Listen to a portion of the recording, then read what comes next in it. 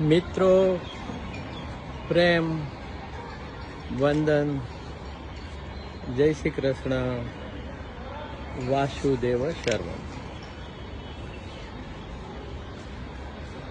એક આધ્યાત્મિક રચના રજૂ કરું છું. એનો સાર છે, આપણે સૌ વાસ્તવિક રીતે જોઈએ તો, અને જો આપણે આપણા ખરેખરા હુંમાં સ્થગિત હોય તો આપણે ફક્ત ઈશ્વરની સાથે જ એકમેક હોઈએ. બીજો બધો જે જમેલો દેખાય છે એ લૌકિક છે. જેટલું લૌકિક છે એટલું અંતે તો મૂકી દેવાનું છે. આપે સાંભળ્યું હશે, અકેલા હું મેં, કોઈ સાથી હૈ, કોઈ સાથી હૈ તો મેરા સાયા, अकेला हूँ मैं. चल अकेला चल, अकेला चल, अकेला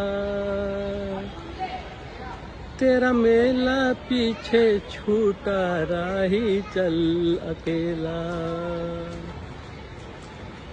અને તારી સાથે કોઈ ન આવે તો એકલો જાને રે, એકલો જાને.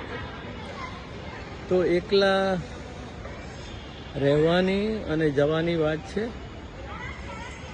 એનો અર્થ એકલતા નથી, પરંતુ આપણે આપણા સ્વની અંદર સ્થિત થઈ નિર્મમ, નિર્લેપ અને નિસ્પૃહ જે આપણી મૂળ અવસ્થા છે એમાં રહેવાની વાત છે. કોઈ કોઈનું નથી જાણી લે, કોઈ કોઈનું નથી જાણી લે, મુક્ત થવાની ચાવી જાણી લે. કોઈ કોઈનું નથી જાણી લે, મુક્ત થવાની ચાવી જાણી લે. કે એકલો આવ્યો એકલો જશે, એકલો આવ્યો એકલો જશે, એકાંત પરમ ચાવી જાણી લે. એકલો આવ્યો એકલો જશે, એકાંત પરમ ચાવી જાણી લે. પરમનો અર્થ આપણે ઈશ્વર પણ લઈ શકીએ. તો ખરેખરો હું ની ખરેખરી ચાવી એટલે પરમાત્મા. અંતે આપણી પાછળ તો રામ નામ જ રહે છે, અને આપણા ગયા પછી પણ રામ બોલો ભાઈ, રામ બોલાય છે. કોઈ પણ સગાવાલાના નામ બોલાતા નથી. એટલે વાત તો એકલા રહેવાની, એકલા જીવવાની, એક મૌન શાંત સચ્ચિદાનંદ સ્વરૂપમાં રહેવાની વાત છે. એ જ સનાતન સત્ય છે. તો કોઈ કોઈનું નથી જાણી લે, મુક્ત થવાની ચાવી જાણી લે. કે એકલો આવ્યો એકલો જાશે, એકાંત પરમ ચાવી જાણી લે.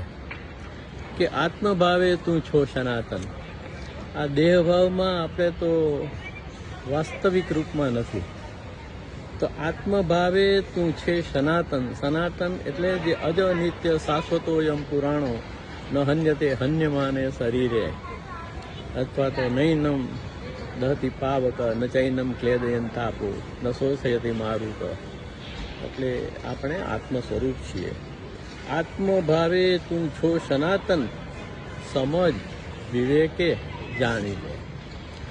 આત્મભાવે તું છે સનાતન, સમજ વિવેકે જાણી લે. કોઈ કોઈનું નથી જાણી લે, મુક્ત થવાની ચાવી જાણી લે કે મારું તારું આપણું કોઈ નથી, મારું તારું આપણું કોઈ નથી, મારું તારું આપણું કોઈ નથી, જાણ માણ જાતને જાણી લે, મારું તારું આપણું કોઈ નથી, જાણ માણ જાતને જાણી લે, કોઈ કોઈનું નથી જાણી લે, મુક્ત થવાની ચાવી જાણી લે.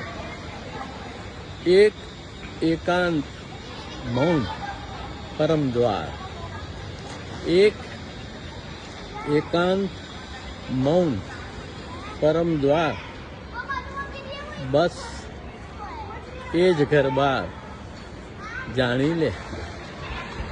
એક એકાંત મૌન પરમ દ્વાર, ખરું ઘર બાર એ જ જાણી લે કે કોઈ કોઈનું નથી જાણી લે, મુક્ત થવાની ચાવી જાણી લે.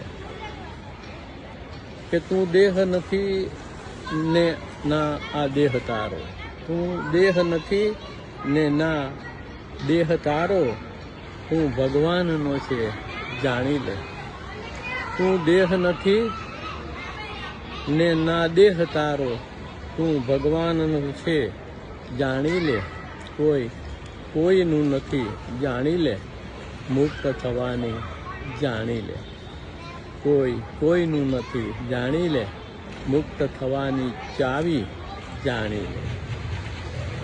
તો ચાવી તો આપણી પાસે જ છે, પરંતુ બંધ દ્વારને ખોલવાની હિંમત સદ વિવેક અને સમજથી આવતી હોય છે. વાતો તો વાતો છે, વાતોનું અમલીકરણ છે એ જ કઠિન છે. અધ્યાત્મનું પણ કંઈક આવું જ છે, પરંતુ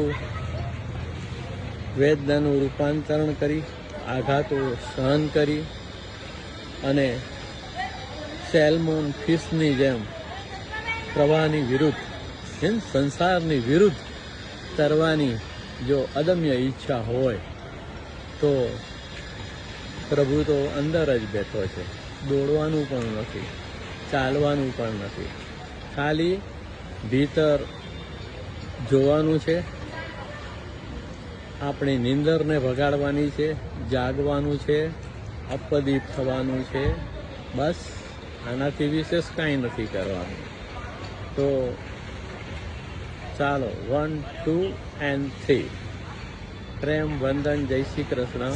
વાસુદેવ સર્વમ કૃષ્ણાત પરમ કિમપી તત્વમહમ ન જાને, વસુદેવ સુતમ દેવમ કંસચાણૂર્મર્દનમ દેવકી પરમાનંદમ કૃષ્ણમ વંદે જગદ્ગુરુ.